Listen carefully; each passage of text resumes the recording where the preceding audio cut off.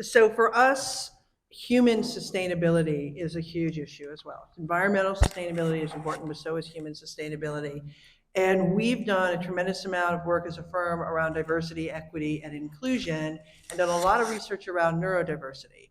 And Erica invited me to speak to some of her students in Italy. We had a great conversation. Then afterwards, she said, would you partner with us to design a neuro-inclusive line of hardware? And we said, absolutely, sure. I don't know if I ever told you this. And we got off the phone and we're like, what the hell does that mean? Like, what would that actually be? Right? Like, you think about it. But I love the fact that she challenged us to think about something differently. And so we really had to think about it. And if you think about, most hardware is agnostic. It tells you nothing. It communicates nothing, right? Just Zippo.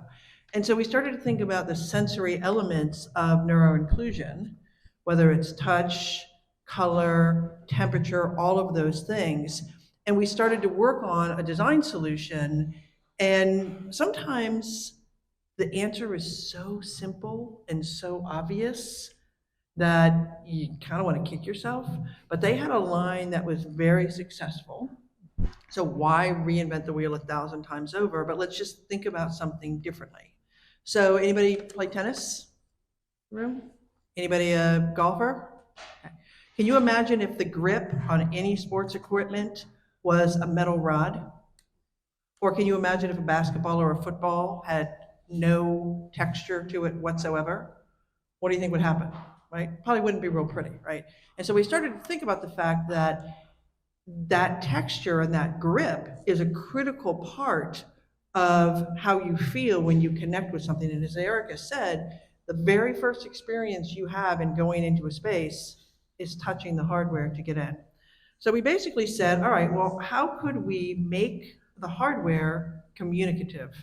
So metal is cold, is hard, doesn't feel like you have a grip. It can be slick, and it doesn't really communicate anything to you. So what we did is we created a version where there's a grip to it, that you feel like you have a secure hold on that the color can communicate something to you, and it's warmer to the touch because we're using your fabulous product in a very new way, and it's more sustainable. And we designed it in a way that was interchangeable as well. And we basically picked up on their #1 product seller and just introduced a 2.0 version of it that allowed people to introduce visual, tactical, thermal, and I don't know what other way, sustainability, yeah, whatever. But all those different elements. So now it actually does communicate something to individuals. And so the solution at the end of the day ended up being pretty straightforward and pretty simple.